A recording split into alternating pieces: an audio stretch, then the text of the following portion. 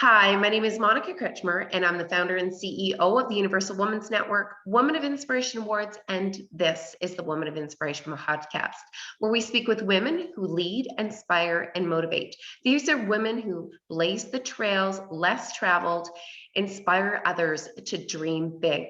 Now, today I have a very special guest that is on our show.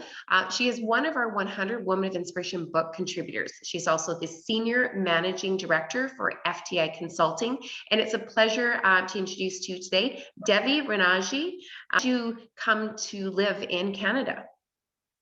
Sure. So as you can tell from my name, my two last names, one of them is from an East Indian background, the Rajani, and then the Villegas is from my Spanish Latin American background. So I was born in Venezuela, in Caracas, Venezuela, and my mom is from Venezuela. My dad is of Indian heritage, and they actually met at McGill in Montreal in university, and then they got together and came back to Venezuela to live their lives. And my sister and I were born there, and when I was about 8 years old, or even a few years before that, my dad was starting to see instability in the country and wanted a better opportunity for my sister and I in terms of growing up. So he ended up applying to the US and to Canada, but the Canadian papers came through first. So we immigrated to Canada.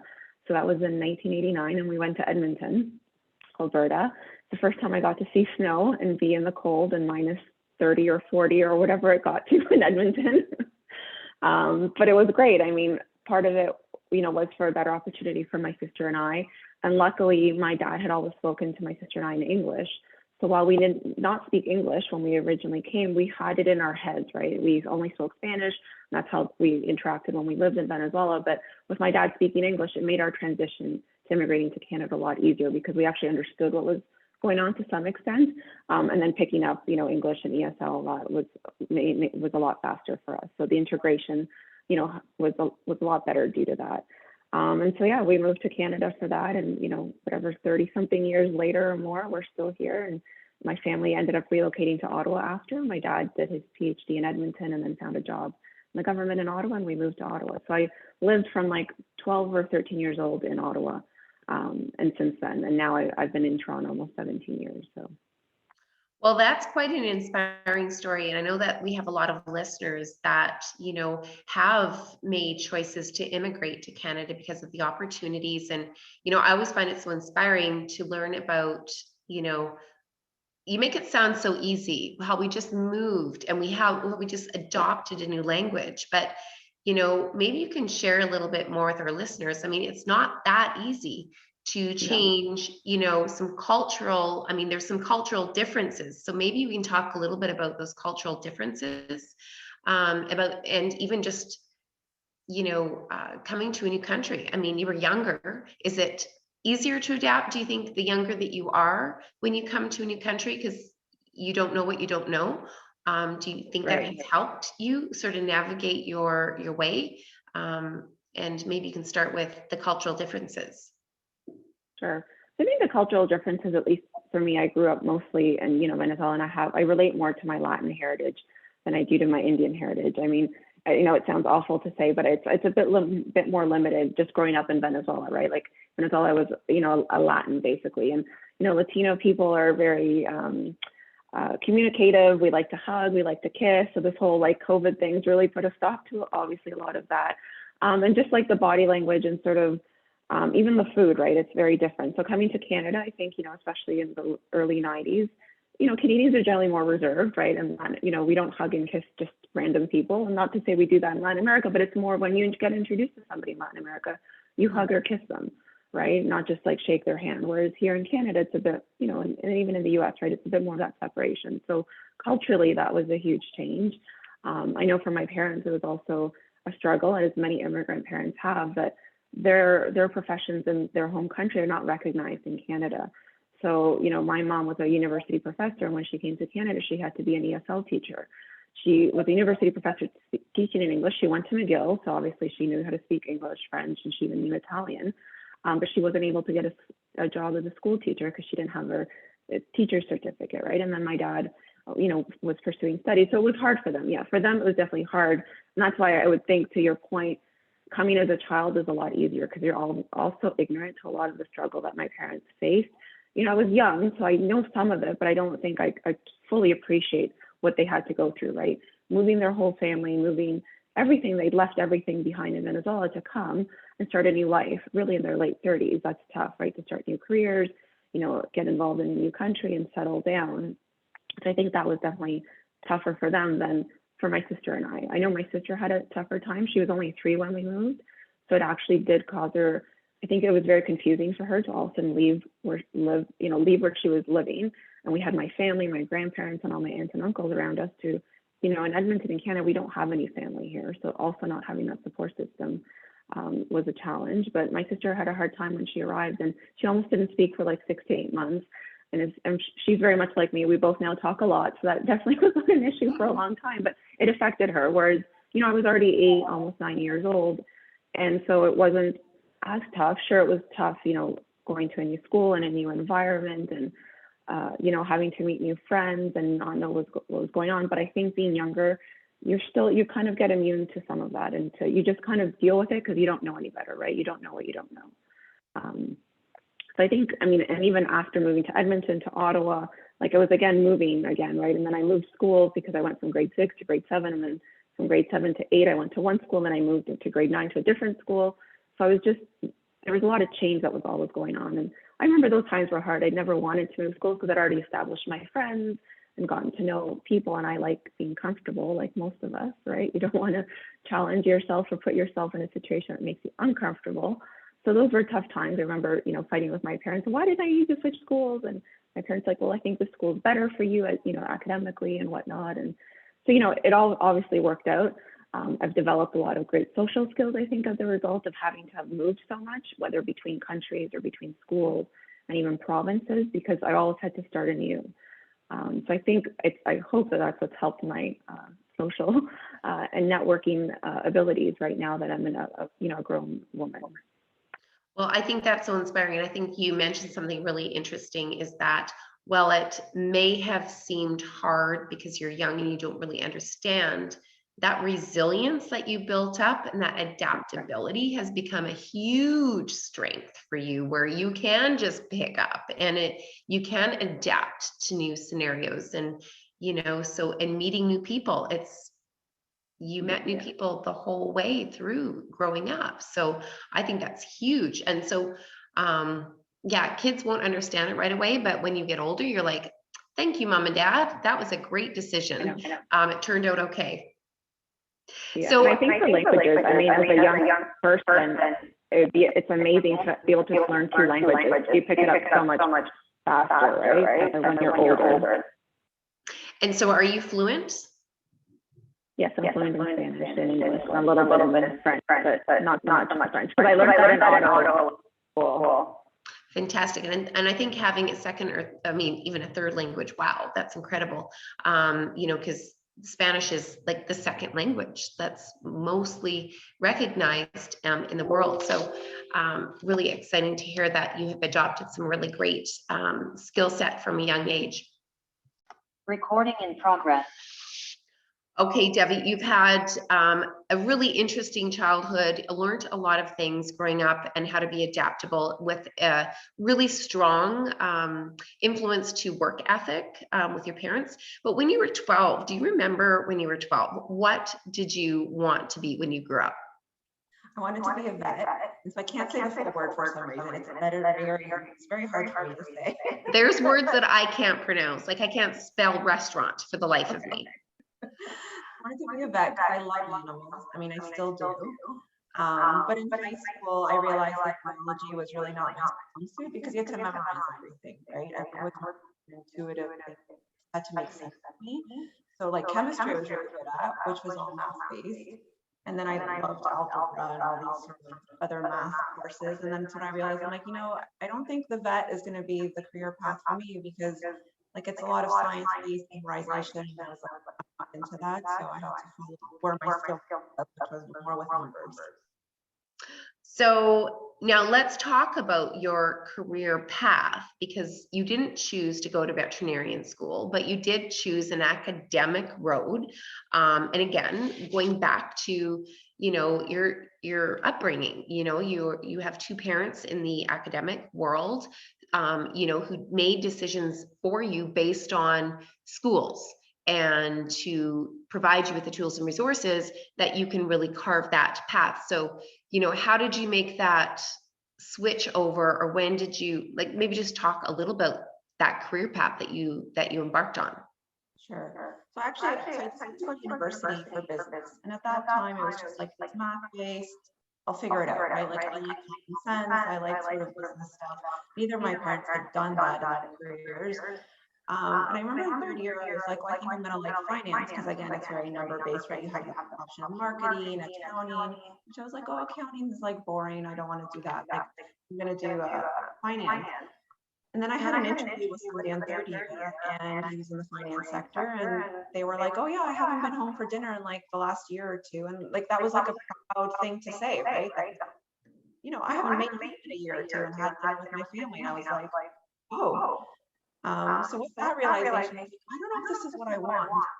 And I remember talking to my parents, and actually my next door neighbor, who, you know, unfortunately passed away, but they were sort of like our pseudo grandparents, because our grandparents didn't live in Canada. And they were an older couple. They had children. They were like my parents. And I remember him having invited us to his house for dinner one day and saying, you know, he's like going through the professions, because we were talking about what should I pursue. And he said, you know, like doctors, they get a bad rap for this, lawyers have a bad rap. But he says, you know, chartered accountants, and now we're known as CPAs, like that's a good career path. Like those are very well respected and blah, blah, blah.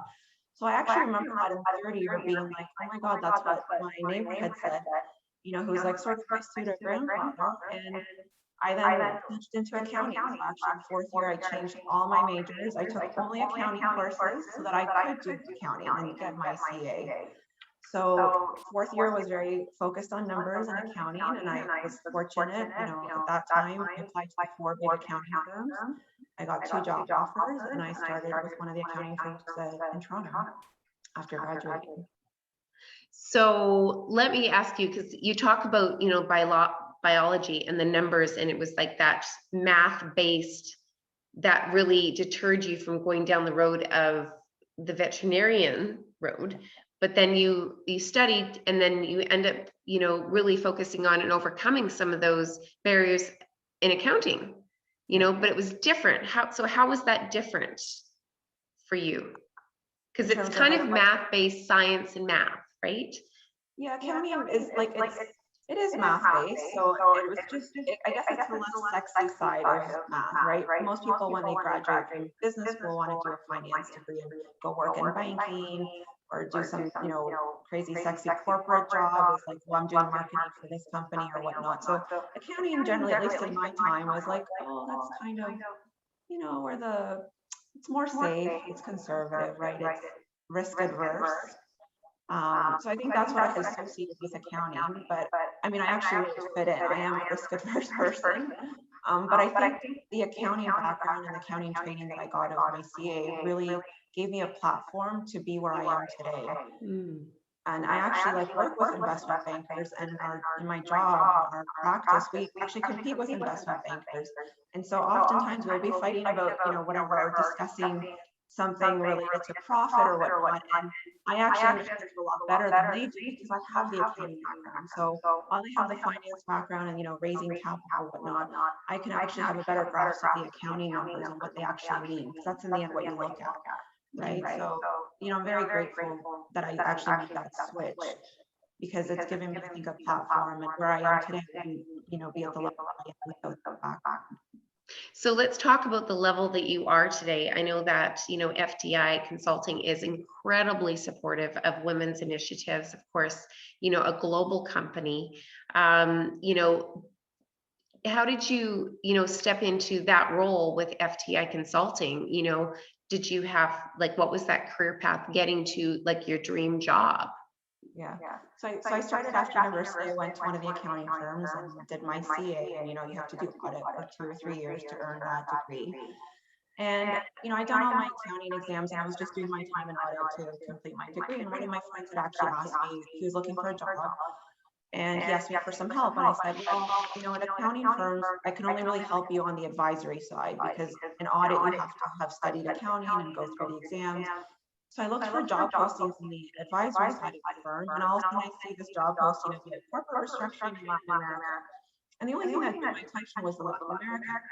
And, I opened the job posting and it talks about all the stuff that I didn't really understand at the time, but it says you need to speak Spanish. I'm like, yeah, okay, I got that. You have to have common sense. I'm like, totally have that, and want to be able to travel. And I'm like, yes, totally have that. So I actually ended up applying. So I didn't find my perfect job, but I found a job. And I applied, had some interviews. I actually went in, my boss at the time, I went and found him in the office because, these accounting firms are huge. There's like thousands of employees and I never met him. So I took it upon myself to find him. I found the floor that he sat on, I found his office, and I would circle it until I saw him in it or like not on the phone. And one day he wasn't on the phone and available. I walked in, introduced myself and said, I'd applied for this job. I'd already been interviewed by his junior. And from there we ended up chatting, and a few weeks later I got hired and joined the team. And then a few years later, he left one of the that accounting firm and went to FTI Consulting. So I also went on transition as well. And 12, 13 years later, I'm still at FTI and still with the same boss that I started with the accounting firm. Amazing. And I love that example of sponsorship because it's so important. Why do you think that sponsorship, of course you've experienced it, but where do you think you would be if you didn't have that cheerleader sort of helping you navigate your career path? Yeah, I certainly would not be a senior managing director. So that's like the highest level that we have at FTI Consulting in terms of job titles, which is equivalent, to accounting firms or law firms as a partner. So I'm a second year. So I'm not as, esteemed as some of my other colleagues who have been partners or FMDs for 10, 20, 15, 20 years. But I definitely wouldn't put in an SMD without him. He's the one who sponsored me and really supported me and told me, look, you're ready to advance to the next level. And I was actually hesitant. I was like, no, I don't want to do it. Like, I'm comfortable where I am, right? Like, I don't want to change. Why would I want more responsibility? And he's like, no, Debbie. And actually, his boss also became my sponsor and spoke to me and said, Debbie, you don't realize your potential and that you can do this.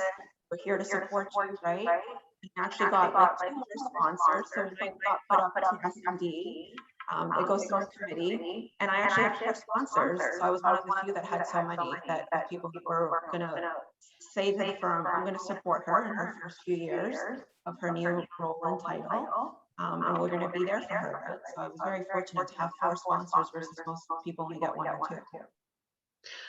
That is incredible. And I can't say that, 1 to 4, I mean, it does take a village, an intention and thought process to sort of carve out that path. What do you think were some of those barriers for you, even though you had support? Did you still have barriers? Yeah, of course. I think I was mostly a barrier to myself. I think I got in my head a lot of the time. I work a lot. I try to be a perfectionist, and sometimes I get in my way that since I don't think I'm good enough, right? I have some sort of this imposter syndrome. It kind of drives that perfectionism and that maybe workaholic tendency.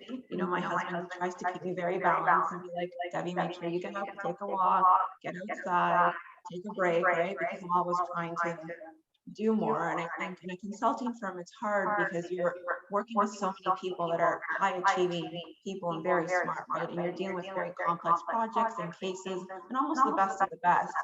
So when you're working with all these people, if you don't have the confidence, you start to feel inferior and that like, oh my God, I'm not doing enough, I don't know enough, I can't keep up.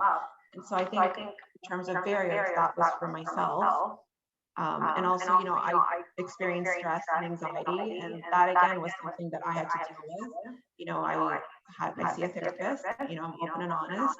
I take anti-anxiety medication. That's me, right? I've always had that in me, and the consulting job brings that out, heightens it, because obviously it's a very fast-paced world. So I've had to learn how to handle my stress and how to handle my anxiety, because it's really me putting pressure on myself rather than doing it. And I think that's so honest, Devi. I can't even tell you how much that in itself is going to relieve somebody that's listening or watching. And they're going to go, thank you, Devi, because that's me too. And it is. I mean, we do end up putting a lot of that stress on ourselves. And I kind of get all misty thinking about it because I can count on like 10 people on my hand who there's not one woman out there that hasn't experienced imposter syndrome. You know, scared to ask for that or take the baton, super important, and wants to do a good job, right? And so there's a certain amount of stress that comes with that because here's your job, and then you've got your home life and you've got all these other roles that you balance as a woman. And it's really important to make a good impression, especially if you're, you know, a high achiever and, you know, you work with this great team of people, you don't want to let them down. Yeah. So, you know, I commend you on being so outspoken about that. And I think that we need to do more of it. Yeah, definitely. Because I mean, I think being able to relate that you can still perform and function with anxiety and with stress. You just have to find the tools to cope with it, whether it's medication, therapy, you know, just maybe it is a job change for some people, right? It depends, but it can happen and you can do both. You just have to learn to manage yourself. And I don't think it's something you fix in a month or in a day or a year. It's ongoing, right? You're always having to do something to adjust, reflect, you know, redetermine certain periods of time are hard. Maybe they'll suck, but it'll make you stronger. It's kind of going back to what we talked about being uncomfortable, but the resilience that it needs and builds so that you're able to, you know, continue going forward. And so mentorship is a really, really big topic for women. And so, you know, you had a team around you for sponsors. Did you also have any other support structures around you as you carved your path? Yeah, I mean, I would say outside of work, I would just say, you know, support. I would say my husband's a huge support. His job is more flexible and less intense than mine, but that really helps me because he takes care of, like, he actually cooks, cleans, does everything.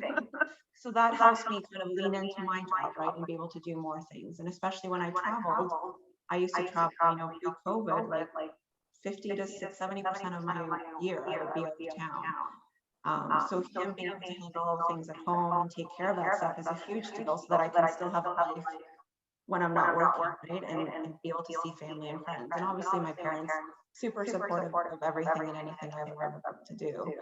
And at the firm, yeah, obviously I've had people, you know, mentor me.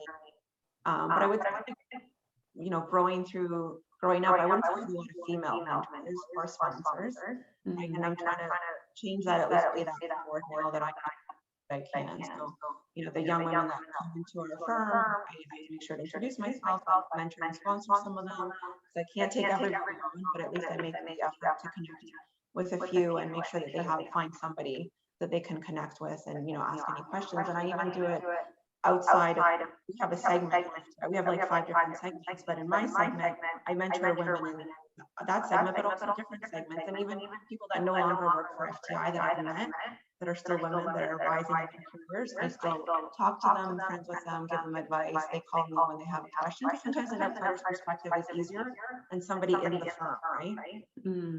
So valuable. And I know that deep involvement with the FTI Women's Initiative, which is when, you know, you're involved with, maybe you can share a little bit about some of the other things that the program does, because I think that's really important when somebody's kind of looking at how can I give back, how can I support. Learning what others are doing really helps sort of give others idea of ways that they can, you know, elevate their leadership or implement and pay for it. Yeah, so like some of the other things I'm also involved in is diversity and inclusion and belonging, which we have an initiative also at FTI. But even in my younger years working through the accounting firm and even at FTI, I always volunteered to do a learning and development.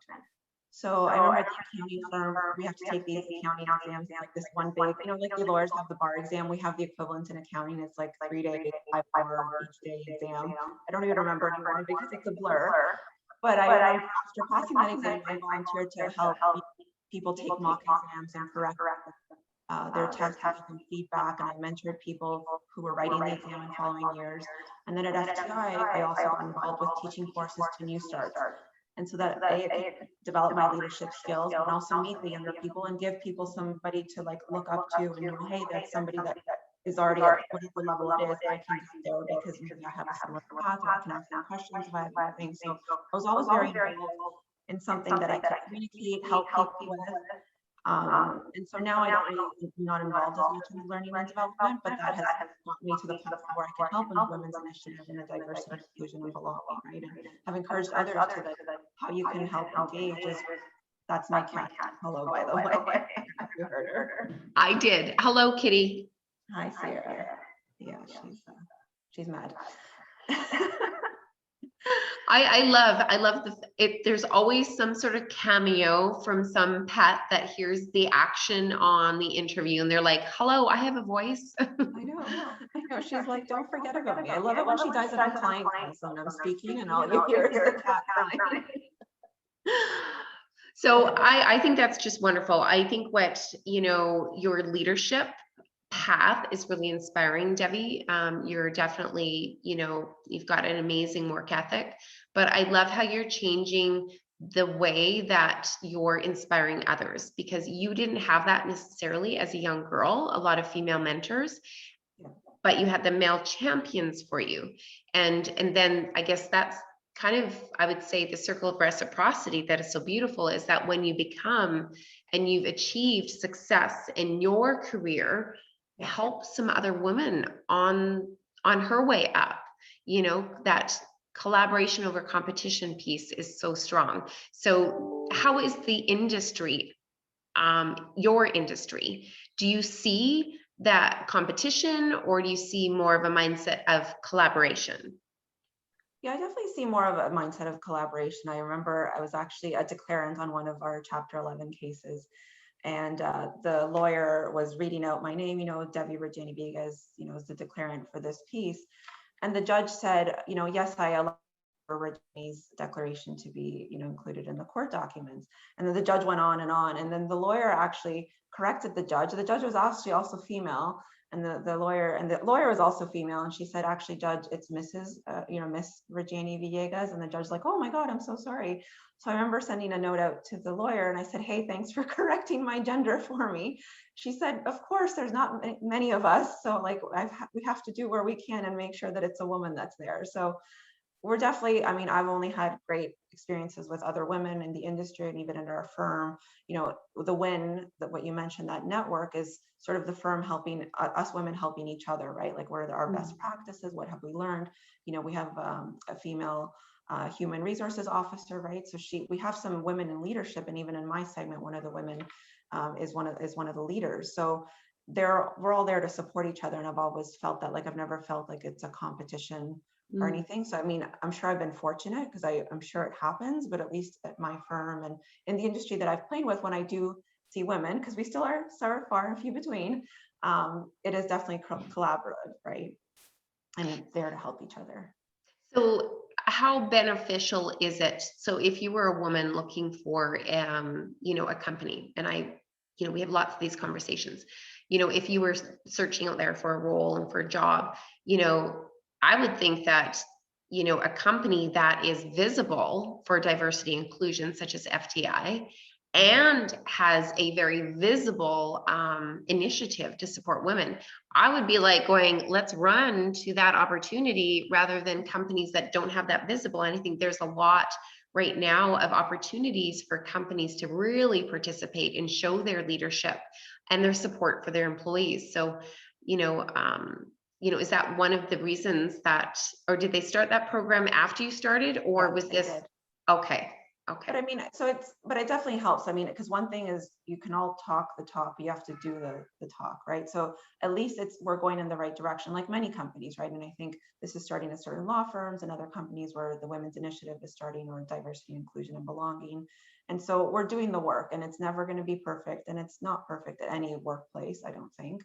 But it's just about moving forward and getting 1%, 10%, whatever it is, better, right? It's just every year we need to just improve and make sure that, we do equality for all. We also have a Pride network that's been started in the past few years and really going globally at our firm. So things are springing up, and as voices are being heard, and that's the great thing, that you just have to raise your voice. and, you know, make a mention, and then things happen, right? Well, it doesn't matter what company you're in. I think hopefully people are open and leadership's open to new ideas, but a lot of these initiatives started as grassroots, like whether it was the Women's Network or even Diversity and Belonging or even the Pride Network. It started at smaller groups within the company, and then it grew more global, right? As they sort of, you know, perfected it locally or on a smaller basis, and then you start bringing it up to higher levels, and so it gets a bigger platform. So it's definitely about speaking out and getting these things started, and it's never too late, right? And I love that piece because everybody's at a different place right now. We're still actually in the global pandemic. We're coming out the other side. We can see a light at the end of the tunnel, but we're still really here. So it really has shone a light on the diversity, inclusion, and the importance of creating that inclusive environment and that culture. I guess I want to switch gears slightly here. So we talk about women, we talk about support and the benefit for that. But I'd also really love to hear I would like to talk about support hers. And of course, support hers, the men that are champions for women in their networks, workplaces, and communities. So how important is having that support her culture, you know, to you and to companies that you work for? Yeah, no, I mean, it's been huge. I mean, as you say, whether it's personal, like, you know, my husband is my support her in the sense of our marriage, and he really supports my career and lets that be sort of the priority between us. And then, you know, my boss, right? He's been a mentor, sponsor, everything for me for about 14 years. And other, you know, male colleagues, because, you know, male colleagues are the predominant people, right, in the workplace. So really having their help and their support is what's going to help this change, right? Like a lot of the times, you know, sometimes we talk about these women networks and we have panel events amongst ourselves. It's like, you know, great that we can talk about ourselves and talk about all these things, but unless we get everybody involved and the people who can actually make the change happen, uh, then we're not going to go anywhere, right? So a lot of even our win events, we used to years ago only, you know, just invite the women. We invite everybody because everybody needs to be part of the conversation, not just us women, or, you know, if it's a diversity topic, again, not just the people in that, you know, heritage or background, right? It needs to be everybody bringing to the conversation and seeing the different thoughts. But yeah, the support her, I mean, I guess even at some law firms, some of the colleagues or clients that I work with are men, and they're also very supportive of me. But, you know, and that again is proven and based on my abilities and my work, right? I've shown them my work. I've done my work. It's not just like, oh, because she's a woman, we're going to help her out extra or whatnot, right? It's, I have the skills, I'm smart, I've earned it. But it is giving that extra edge that I may not have compared to another colleague. But you still have to earn it, right? And you still have to work hard and demonstrate that you're capable of doing whatever the job requires.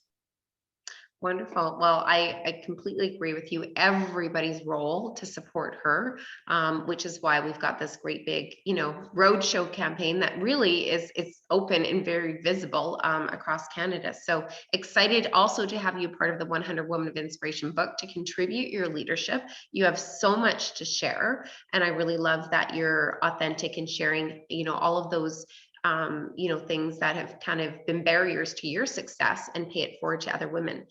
My next question, Devi, for you is what inspires you about what leadership qualities inspire you in other women? So I love people that I can relate to that are, you know, vulnerable in some sense. So I have, you know, two leaders or sort of two mentors that I look up to, are women of inspiration. One of them, she's head of a big bank in terms of the workout group, so sort of the restructuring, which is the field that I work in. And she's been a mentor to me, and she's inspiring to me because she holds her own, right? She's smart, and she's also vulnerable. Like I've talked to her about some of my struggles, and she's like, but Devi, you're smart. I've seen you in action. Like, it's okay, right? So she's very supportive, and she's had to deal with a lot of things, especially in the banking industry, you know, years ago, because she's a bit older than I am. So she's gone through it when she was really the minority, right? Like, whereas now it's at least, you know, things are a bit more balanced, but she has a lot of great stories and experiences. So I love just her vulnerability and openness.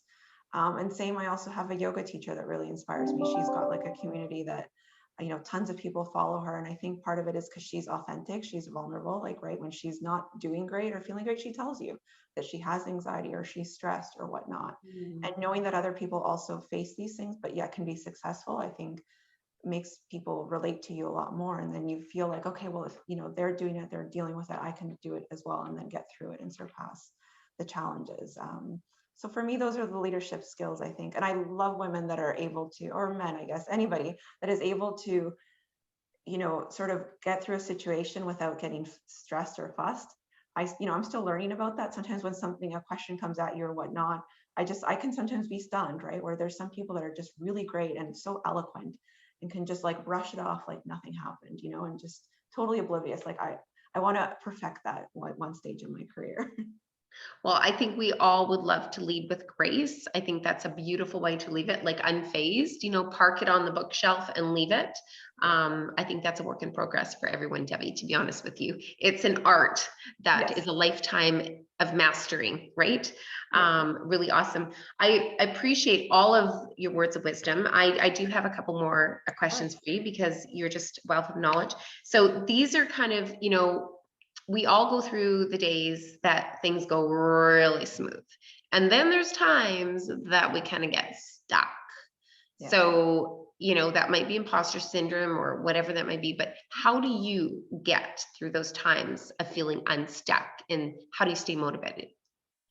So first thing, breathe. I've had to learn that breathing, sometimes when you're stuck, you're actually not breathing and you're tensing up or whatnot. So part of it is just actually breathing, taking a step back. Because I think at least a lot of times when I feel stuck is that I'm so deep into the detail, like I'm not seeing the bigger picture, right? Or I'm forgetting something. And I think part of that happens when you're working too much. And so you're not taking that break, right? Like your mind needs that time to wander and do its thing. Like I know that I've had some not epiphanies, but like, oh, light bulb moments, like when I'm in the shower, right? And this actually happens. It's because you've stepped away from whatever you're doing or wherever you feel things aren't going well. And you let your mind just, marinate in it, think about it subconsciously, whatever it does, and things all of a sudden come out. Another thing I do is I do a lot of yoga, which I think is part of the breathing, the meditation, and I also like working out. So it's a great combination to release some stress and also, bring whatever clarity to mind that can happen. And I mean, sometimes just a nice glass of wine too can help sort of wash away the day. And every day is a new day. Like, I feel like sometimes even getting some sleep and sleeping, like, I remember days that like, I'm crying, I'm stressed, like everything's just gone wrong. And like at the end of the day, you just feel like the world's going to end. And you go to bed and you're like, oh my God, I have all these things to do, right? And I make these lists. And I go to bed and the next day, it just doesn't seem so bad. So sometimes even just going to bed, like just leave it out, because at those times when you're stuck, you're actually not going to be productive, right? You're just going to like, you might keep working on whatever you're trying to work on, but nothing's getting done because you just need to like, let it go, step away. And sometimes a new perspective the next day really makes a difference. And you go, oh, well, that wasn't so bad, or this wasn't such a huge deal, right? It's just the overtiredness. All of that stuff is clouding your judgment. Great advice. So just turn off the computer, walk away, change it up. It's hard to do, but yes. It's hard to do. Yes. Especially when you have to do an online yoga class, right? So. Well, I find that, I mean, that's one of my barriers, I got to tell you. So when you're talking to me about stepping away and clearing your mind, it does work. It is such a secret hack, but is the hardest to do because you're looking at the deadlines, you're looking at all the things that you need to do, but the recharging is so important so that you're fresh. Right. So super secret hack. I hope that all of the listeners enjoyed that, because I think the more times we can share those things, the better off we are, because sometimes we need to hear it a couple more times before we adopt that, or just really kind of let it sink in how valuable that is. So thanks for sharing that.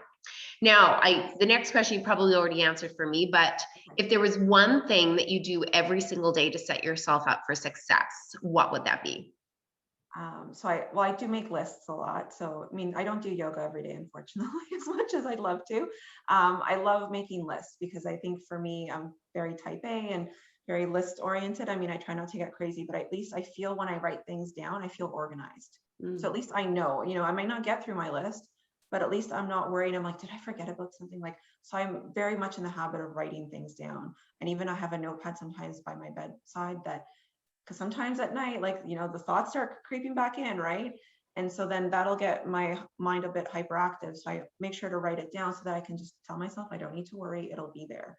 So I feel like in the morning, I set up a list of what it is that I want to try to achieve or have to do, so that at least I feel focused during the day as to what are my targets and don't get distracted, right? Because there can be a lot of sideshows, fires that come up that may not be really what the priority should be, right? So if you don't have like a pathway of navigation for your day, it's easy to get distracted and get sidetracked. Beautiful. So true. And I think that, we're all on this path, on this journey of achievement. But when you actually get there, when you're standing on the podium, wherever that podium may be, why is it so important for women to be acknowledged and to celebrate those achievements? I think, honestly, I can speak for myself. I find it awkward acknowledging my achievements, right? I go like, yeah, whatever, no big deal. Like, yeah, it's fine. Like it did that, or it was just luck, or whatever it is, right? And so I think the more we do it, though, the more it inspires other people, and especially women, that, oh, you can do it. Because if we don't talk about it, then people don't think it can happen, or that that's a path forward, or that's something that's viable for them. So I think talking about it more, inspires other people, but then it also probably builds a confidence in you that you've reached that, and now you can reach something else if you want, right? Because we are very much an achievement society, but like it's fine also just to be doing what you're doing as long as you're content, right? Like it doesn't always have to be about achieving the next level, because it'll never end. As humans, we will never be happy with whatever, right? It's always wanting something more. But I definitely think acknowledging it, at least for yourself, so that you feel proud, and inspires other women or other people, that they can actually, oh, they've done that, okay, and they can hear about it, I think is good for the world. I mean, I'm sure there's tons of studies that have been done that really women do play a big part in our economy and in our society, and the impact that we would have on GDP and all these other stats, right, to move for growth and whatnot. It's powerful. So the more that women share, the more we can help change the world, really. Well, and I think we're helping change the world today by interviewing you and having you share your leadership journey, because you've certainly got a lot of wisdom to share. So I really want to thank you so much for joining us on the Women of Inspiration podcast. And there would not be, this is a Women of Inspiration podcast. So my next question to you, Devi, is what is your definition of a woman of inspiration? Somebody who's happy with what they're doing, can be comfortable with themselves and love themselves and be confident and not be afraid of whatever their decision is, that as long as they're happy with it, that's good for them. They don't care about what other people think, right? And I think that's a woman of inspiration, because a lot of times, even myself, I worry about what other people think. Am I doing what people expect me to do, whether it's family, friends, coworkers, whatever, society, right? So I think somebody who's confident in themselves and doesn't care about other people's thoughts, as long as they're happy and they're achieving what they want to achieve, that's somebody that's inspirational. Well, you certainly are inspiring me, and I love the fact that you're sharing and you're speaking openly about the stress and anxiety and how real that is when it comes with a really, a larger role with a lot of responsibility. I think that we can all relate. And as you mentioned, something that is inspiring you is that the other women are relatable. So it's leading by example. So I'm really excited that we had the opportunity to talk with each other today and share your journey with our listeners. We're coming out of COVID. And so, I just also want to capture a little bit of that time here. I mean, what has been your biggest lesson through this COVID-19 experience that we've had? I think I like to be very productive, right? You hear my list, and I wanted to get a lot of stuff done. So, oftentimes I often thought, oh, like, when you're in the office and talking to you, like, that's just wasting time. Like, I'm not doing work, right? And I've realized through COVID that social interaction, those sort of mini breaks that are in your schedule, whether it's commuting to work, going out to meet a friend quickly for lunch or a coffee, that really is, it speaks back to that recharging that we were talking about earlier, right? And actually being more productive, spending less time. So I realized that I underestimated all of that stuff and the impact it had on my emotional well-being, my physical well-being, right? Whereas before I took it for granted. Yeah, we had to commute, we had to do this, we had to go for dinners or whatnot. And it's like, oh yeah, it just takes time from other things you could be doing. But it actually does a lot for you as a human, right? I mean, I think we're all human. We crave connection, and that like fills your bucket. So that's been my biggest lesson, that it's like, I can't wait to go out for dinners again and, travel again, even if it's taking the GO train to downtown Toronto, right? Like, I think those are small little things that I will appreciate a lot more now than I would have before.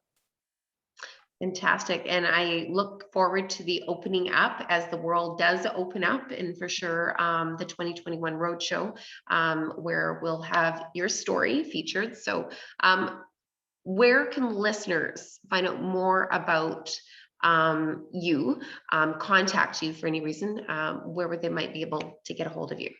So, I mean, on the FTI website, you can find me with my name, Devi Rajani. So if you Google Devi Rajani FTI, you'll find me on the website, and my email address is there. I'm also on Instagram.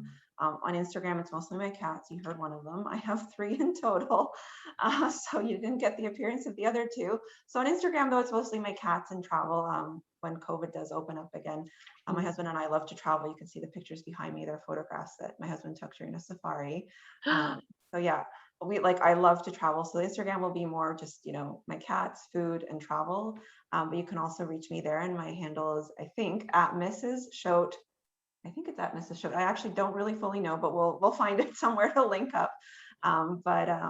Yeah, that's based. And then LinkedIn. I'm also on LinkedIn under Devi Rajani and FTI. So Awesome. And LinkedIn is a fabulous platform for doing that. And to those listeners that are interested in learning more about, Devi's journey. And of course, we have the 100 Women of Inspiration book, but LinkedIn is a great way. Send a quick message, say that you heard the Woman of Inspiration podcast.